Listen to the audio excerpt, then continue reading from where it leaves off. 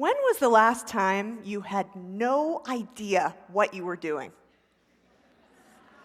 Okay, I'll go first. How does that sound? A couple of years ago, I decided I wanted to learn Spanish in preparation for a trip I was taking to Mexico. I know French, I thought. How hard could it be? So I did what any self-respecting member of the 21st century would do to become fluent in a language. I downloaded a flashcard app on my iPhone. Okay, so flash forward a few months. My two girlfriends and I had just arrived in Cancun. We leave the airport, we get in the cab, and I decide I'm going to make some small talk with the cab driver. So I confidently state, estoy excitada ir al hotel porque soy casada. Some of you know where this is going, yeah? Okay. And the look on the cab driver's face made it instantly clear that I had not just said, I'm excited to go to the hotel because I'm tired. What I'd actually said was, I'm sexually excited to go to the hotel because I just got married. So, needless to say, I felt exposed and embarrassed. But what about you? Maybe you're struggling to run your business, fighting to master a skill you need to do your job, or just trying to lower your golf handicap. Have you been meaning to get a mentor or take a class, or in my case, find a Spanish tutor, but you never really got around to it? You know what I'm talking about, right? It's that thing you've been dying to master. And if you're a type A person like me, it probably haunts you in the form of a line on your to-do list that you never cross off because you're so bogged down in the tyranny of the urgent. Have you experienced that? So whether you're a business leader, an employee, a hobbyist, or a beer league hockey player, how much time and energy do you invest to become totally awesome at what you do? Here's my big idea. When it comes to your own development, you can't keep waiting until you're less busy or for someone else to do it for you. No one will truly invest in you but you. Now, my life's work is to help leaders be better. This passion began in my childhood when I saw the power of leaders to transform people's lives. Shortly after my parents' divorce, my mother started her own business. And it didn't just support our family, it supported the families of the 25 people who worked for her. And now, as a grown-up and an organizational psychologist, I apply the scientific principles of human behavior to help leaders and companies succeed. But a client of mine recently explained what I do far better than I ever could. Here's what she said. Leadership is my Everest, and you are my Sherpa. Pretty great. So in the last 12 years of being an executive Sherpa or coach, I stumbled upon a pattern. 3 steps for radical improvement that don't just apply to business leadership, they apply to anything you want to do better. And today, I'm going to share them with you. But before I do that, you might be thinking, really? Anything? In short, yes. Whether you're a bodybuilder or a bartender, a surgeon or a screenwriter, a violinist or a volunteer, if there's something you want to do better, these 3 things will help you become totally awesome at what you do. Okay, so 3 things. Should we get started? Excellent. All right, step 1 is to know thyself. Here's the bottom line. Most people are completely delusional about their own skills and capabilities. It's true. And I can prove it. Researchers Justin Kruger and David Dunning uncovered this phenomenon, which they modestly named the Dunning-Kruger effect. But some of you might be more into NPR than science, and you might know it as the Lake Wobegon effect. So, in a series of 4 experiments, Kruger and Dunning found that most people completely overestimate their talent. What was even scarier, at least to me, was that the least competent people were the worst at recognizing their incompetence. Are we bad people? Rarely. Are we stupid? Not usually. We just live in a world where people hardly ever tell the truth. We're polite, we're busy, we're afraid, and then there's the classic frontal attack of, "Can I give you some feedback?" Now, if you don't run the other way when someone says that to you, you're probably feeling a little defensive when you hear what they have to say, aren't you? So for me, in my work coaching leaders, I'm often sent in to tell someone the truth when everyone else is afraid to. And today, I'll tell you a story about an executive I coach named Steve. But remember, these 3 steps apply to anything you want to do better. Okay, so here's the deal. When I met Steve, he thought he was doing a bang-up job. But when I talked to his team, I learned pretty quickly that that wasn't the case. They said he is as smart as they come, but they told me he had some, let's just call them quirks. No, let's be honest. His team thought he was a jerk. He would bark orders at them. He would question their competence. He would scream at them in a way they found unprofessional and frightening. This is a true story. One of his employees had just started taking blood pressure medicine because of it. And lucky me, I got to be the jerk who told him all of that. So just imagine that you're with me in Steve's palatial corner office. So we sit across from each other at his huge wooden conference table. I look him dead in the eyes. I said, "Steve, there's no way around this. Your team hates you." "Are you surprised?" And his horrified expression said that he was incredibly surprised. So he said, "How could they say these things about me? How could they say that I yell?" So then he stared out the window for what seemed to me like an eternity. He said, "You mean I've been doing these things for the last 20 years and nobody told me?" But eager to give Steve some good news, I said, "Steve, don't worry. These problems are totally fixable. And you just took the most important step." "I did? Really? Great!" "Wait, what did I do?" "You just accepted reality." So what about you?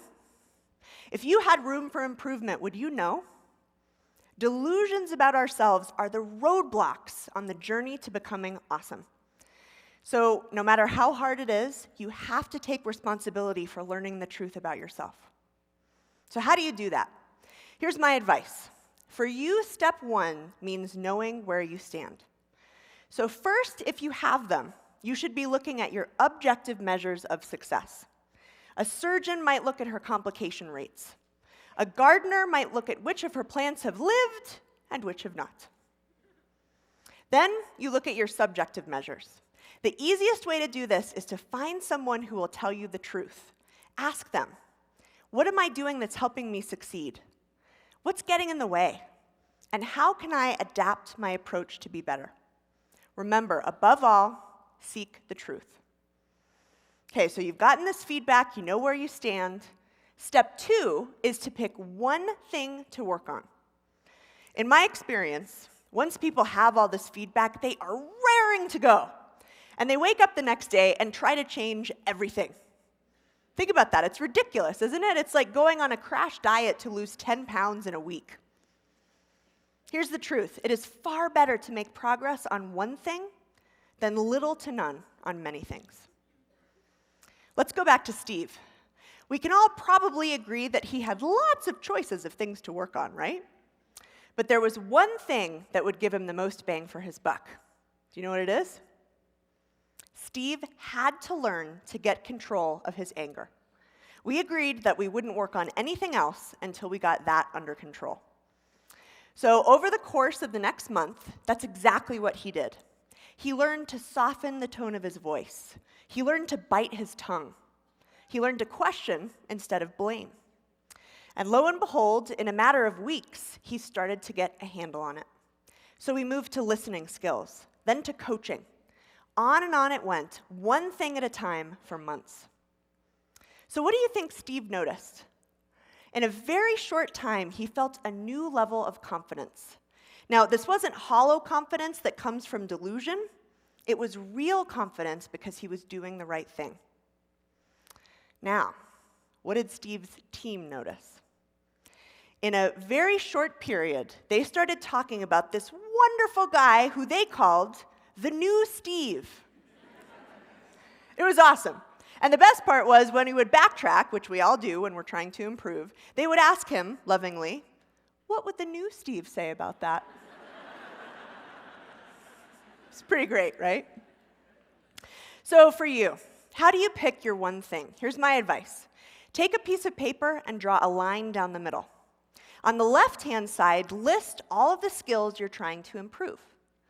Then on the right-hand side, for each skill, on a scale of 1 to 10, I want you to imagine that you only got better at that, and then rate how much more awesome you would be. Start with the highest number and work your way down. So you know yourself. You've got your one thing. If you stop here, you're making a mistake I see all the time, and it's very dangerous. I call it delusional development. The futile hope that just by wanting to get better at something, that magically you will, as if through osmosis. It's kind of like my trying to learn Spanish through a flashcard app. I think we've established that that was no bueno. So the only thing at this point standing between you and awesome is daily practice. For hundreds of years, people used to think that excellence was inborn. For example, scientists used to think that the best marathon runners had differences in their lungs or their muscles. But recent research reveals that these differences are not inborn. What makes someone exceptional is that they earn it through daily practice. So the best marathon runners don't actually show physical differences. What's different is how much they train in the weeks leading up to the marathon. So let's go back to Steve, shall we? Steve learned to practice daily by developing a habit. Every day on his way to work, he'd think about what he was trying to improve, and he'd make a plan to practice it. Then on the way home, he would think about how he did and maybe some ideas for what he would do the next day. In sum total, Steve probably spent less than 30 minutes a week doing this, and he saw massive returns. In less than 6 months, his team started closing new deals.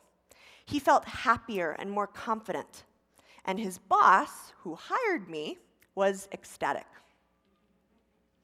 So what do you think? Are some people born to be great? Sometimes. But my belief is that Steve showed us that with effort and commitment, almost anyone can be better. In his case, a better leader. Now, by the way, I always say that 96% of leaders can improve. The other 4% are what we call sociopaths,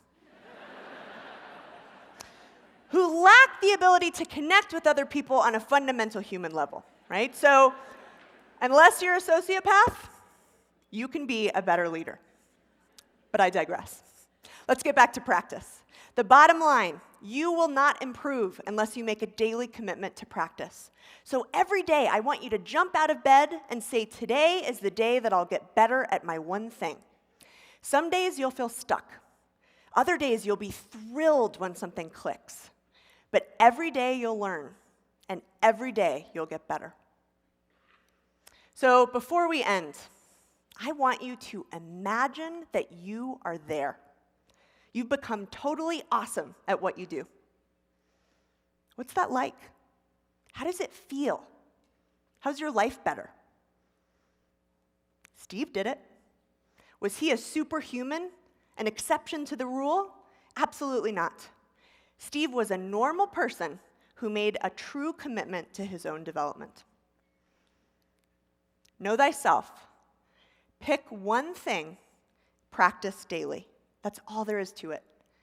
And I promise you, after using this framework with thousands of leaders, I know with absolute certainty that it works. Now here's the moment for you to make a decision. As your Sherpa, I can show you the way, but this is your mountain to climb. Remember, No one will invest in you but you. So make the commitment. Follow the 3 steps. You'll become more awesome at what you do every day, and you'll be utterly unstoppable. What are you waiting for? Thank you.